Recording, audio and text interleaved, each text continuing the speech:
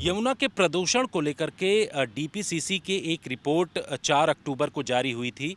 उस रिपोर्ट में ये कहा गया था कि यमुना में जिस तरीके से यहाँ आपको जो झाग दिखाई पड़ रहा है, उस झाग के लिए कई तरीके के कंटेंट जो हैं वो ज़िम्मेदार हैं। इसमें फेकल कॉलीफॉर्म जो कि बैक्टीरियल कंटेंट होता है, जिसमें फास्फेट और नाइट्रेट जो है वो मिला रहता है, और 49 लाख के आसपास जो यूनिट है वो बताता है कि जल स्तर इतना यहाँ का प्रदूषित हो चुका है।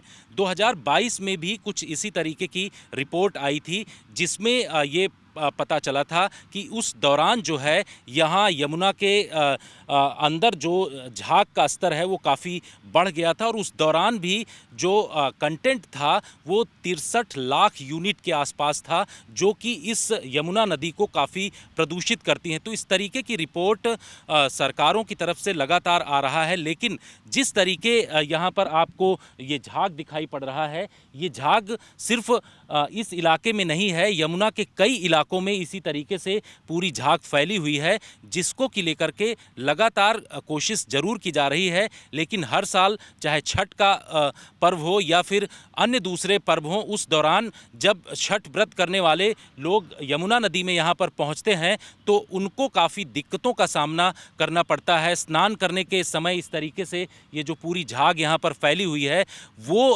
उनको स्नान करने में काफ़ी दिक्कत पैदा करती है, और पूजा पाठ में भी काफ़ी परेशानी होती है।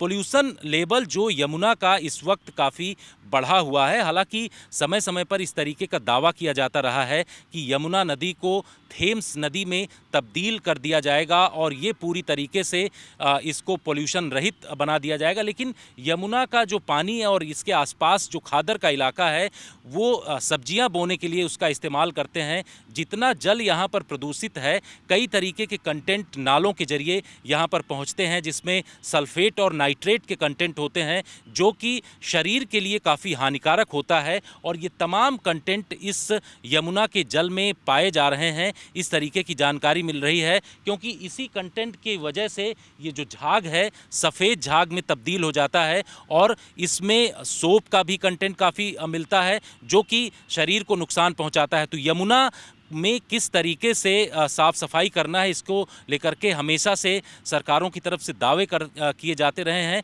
लेकिन अभी तक यमुना साफ़ नहीं हुई है।